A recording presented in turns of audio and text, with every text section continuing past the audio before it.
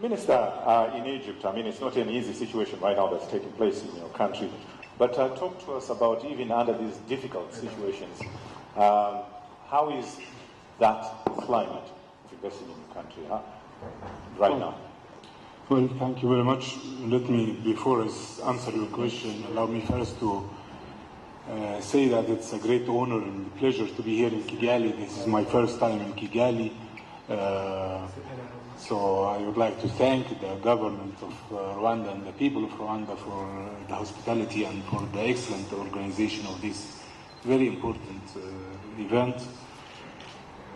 To be brief and focused in answering your question, and of course I'm going to talk about Egypt, but this also applies on all countries in transition in Africa.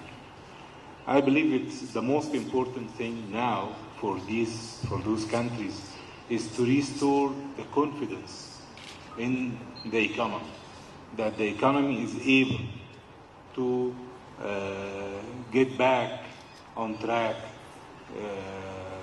In Egypt, in fact, we suffered in the last 3 years from very low investment and growth rates. And of course, the first thing to do, I believe, is to restore the political stability in the country. If we are talking about investment climate, it's very crucial to restore the political stability. And I believe Egypt is on the right track in this. Of course, after the referendum of the constitution, next week we'll have our presidential election. After that, we'll have our parliamentary election. We hope that we'll finish all this before the end of this year. So I believe we are on the right track to restore the political stability. The other thing is to restore the economic stability. Of course, we have a big problem that we are facing several years back, budget deficit.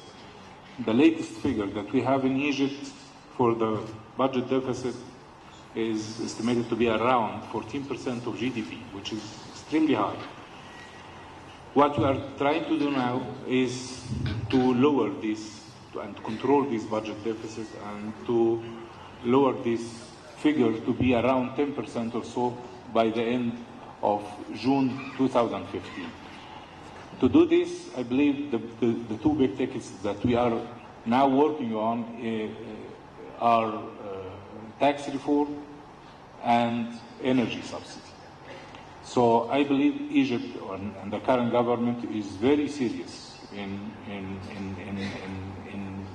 doing this and starting the implementation of this reform program as soon as possible. So I can assure you that within the coming few weeks, solid measures will be taken in these two big tickets. So I believe this will send a clear message to the world, to all financial institutions, that the government or the economic policies in Egypt are back on track. So are you telling me, Minister, that at this moment you're getting a sense of wait and see, maybe from, as the President said, internal investment or FDIs? Yes, everybody is waiting and see now, of course, for the political stability and also for taking actions, reform measures to tackle this budget deficit. And the message is that wait for the election, presidential elections, and after that we will be okay. Exactly. You think you'll be okay?